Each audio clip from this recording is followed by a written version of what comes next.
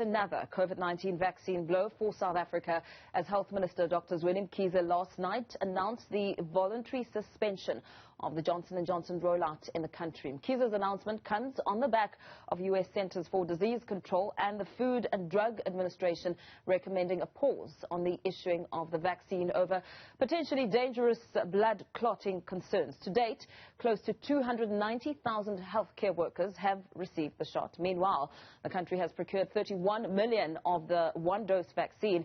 Now, South Africans are in limbo, wondering what's next in the fight against the coronavirus. For more on this, I'm joined by Professor Shabir Madhi, who is the Dean of Wits Faculty of Health Sciences. Professor Madhi, a very good morning to you. Thank you for your time.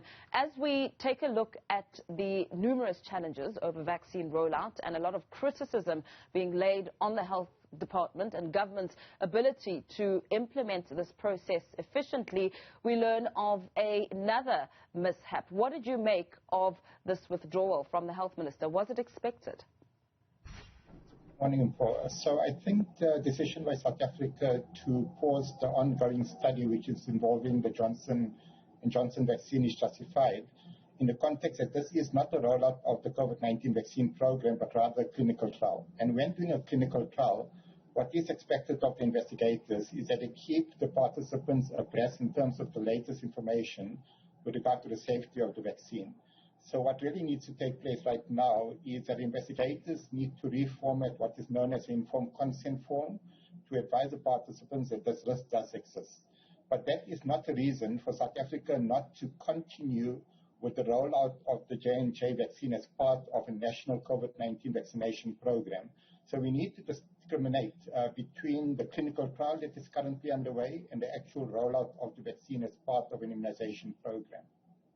The clinical trial and the dangers or the possibility of COVID-19, of the blood clots, that's something that's a serious health concern. What do you make of that debate? Yeah, so I think we need to put it into context again. So the rate of developing this complication with the Johnson & Johnson vaccine is in the region of 1 per million of the population. For the AstraZeneca vaccine, for a similar sort of a syndrome, the rate of developing this particular complication is perhaps about between 3 to 5 per million of the population. So basically what we're finding is a very rare side effect which wouldn't have been identified in the clinical studies where only 30 or 40,000 participants were enrolled. So it's not surprising, as an example, in South Africa, where we've already vaccinated 290,000 individuals, that we haven't identified a single case of this particular event. So that sort of rate of illness needs to be put into the context of, as an example, when people go on to oral contraceptions, where the risk of developing the same sort of a complication is about 8 to 30 times higher than what it is with vaccines. So it's really important to put it into the context. It's an extremely rare condition that is being identified. In a country such as the United States, where they're spoiled for options in terms of having other vaccines which they're able to use, it doesn't make much difference to them to pause the use of the Johnson & Johnson vaccine because they can use other vaccines which are available to them. But in countries where there's much more limited options in terms of which vaccines are available to them, in fact, the risk-benefit ratio is clearly in favor of there being major benefit with you continuing with the use of the Johnson & Johnson vaccine as well as other vaccines which might have similar rare side effects. You say we haven't identified a particular case as yet. I suppose it's still too soon to tell. But do you think it was essentially a wise precautionary measure? Well, like I said, this precautionary measure has been done in the context of a clinical trial. If this was part of a general rollout of the vaccine, I would argue that, in fact, we shouldn't pause because the threat that COVID-19 poses in terms of people dying is far greater than the threat of someone dying from this rare side effect. So as part of a clinical trial, there's very little options other than to pause. But if this was more of a general rollout of the J&J vaccine, as part of the COVID vaccination program, in that instance, we shouldn't be pausing. So what I'm saying is that we shouldn't delay continuing with the activities which plans to use the J&J vaccine as part of the rollout in South Africa. Do you imagine that this precautionary or temporary suspension will then impact the long-term plan and impact the country's long-term vaccine plan? So it shouldn't. It certainly shouldn't. And the reason for that is, like I said, the risk of actually dying from COVID-19 is far greater than the risk of developing this particular condition. So there's no reason to delay the rollout of the Johnson & Johnson vaccine as part of the COVID vaccine rollout plan. But again, in the context of a clinical trial, there's some paperwork that needs to be done for them to be able to reinitiate the clinical trial. As you speak about the clinical trial, what sort of measures or perhaps have we received any other information besides the blood clots playing out in the U.S.? Do we know as a country during this process what other information perhaps concerning that may have come out of this? So I'm not directly involved in the Johnson & Johnson clinical trial, and obviously the investigators are much more abreast in terms of whether there are any other side effects that might have been identified in the 290,000 individuals that have been vaccinated. Like I said, all that I do know is that this particular side effect has not as yet been identified in South Africa. What do you imagine the health minister will be saying as he prepares to brief Parliament this morning, some of the focal points and the concerns that he should be tackling? Well, I guess the greatest concern that South Africa faces is now that we've actually tied down the number of vaccines that we're able to procure. The major issue is what are the timelines when these vaccines will actually become available. It's going to be particularly unuseful if most of the vaccine only becomes available after the third and the fourth wave. What we are needing in South Africa is for people to be vaccinated now so that we can actually mitigate the consequences of the third wave, which we anticipate to start occurring probably around about May to June. So what the minister really needs to lay out, firstly, is what are the timelines that we can expect for the Johnson & Johnson as well as Pfizer vaccines to become available.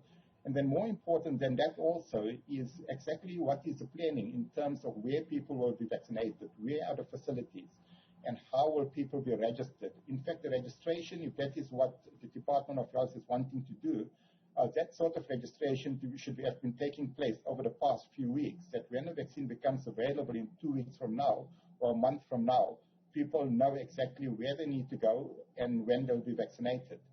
So detail about the actual rollout of the COVID-19 vaccine program is something that is absolutely essential in terms of timing of access to the vaccines as well as in relation to where people can be expected to receive the vaccine.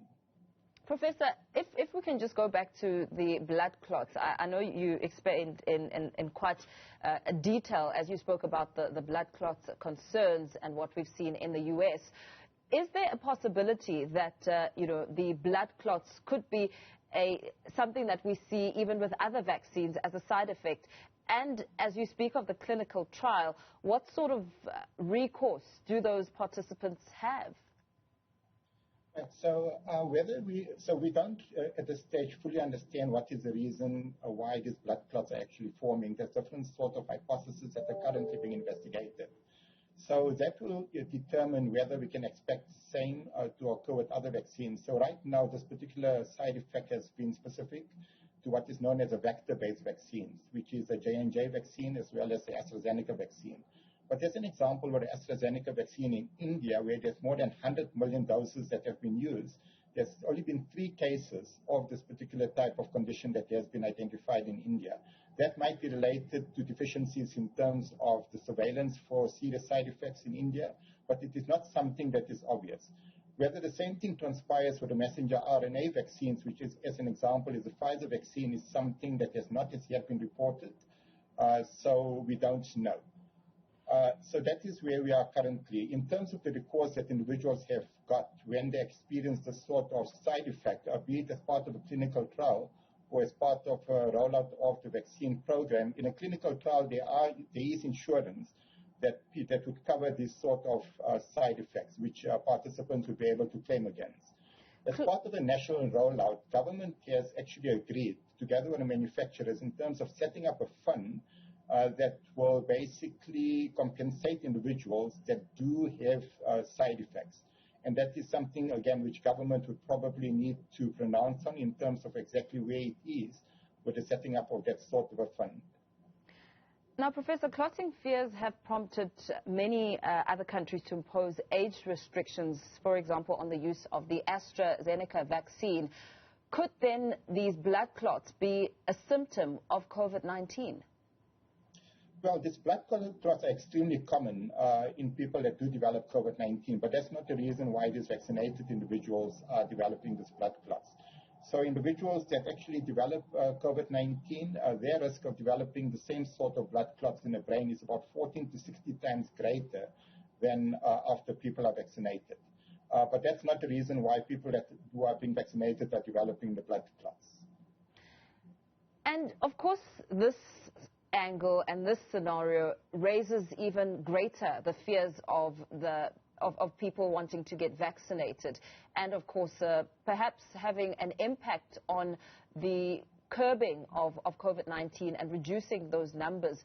What needs to be done? What needs to be communicated here very clearly so that, we don't go backwards instead of forward when it comes to curbing COVID-19?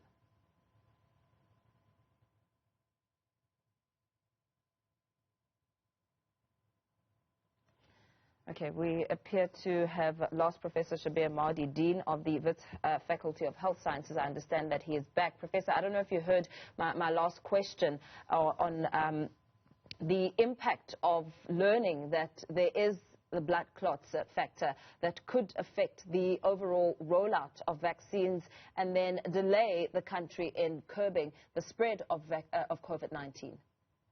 So there's two things. The first thing is that we need to understand that this is an extremely uncommon condition, 1 in a million. In fact, the chances of being struck by lightning is 2 in a million.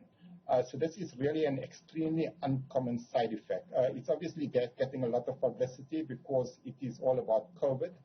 And that is not to diminish the impact that it might have had on individuals that have developed this complication, but it's an extremely uncommon side effect.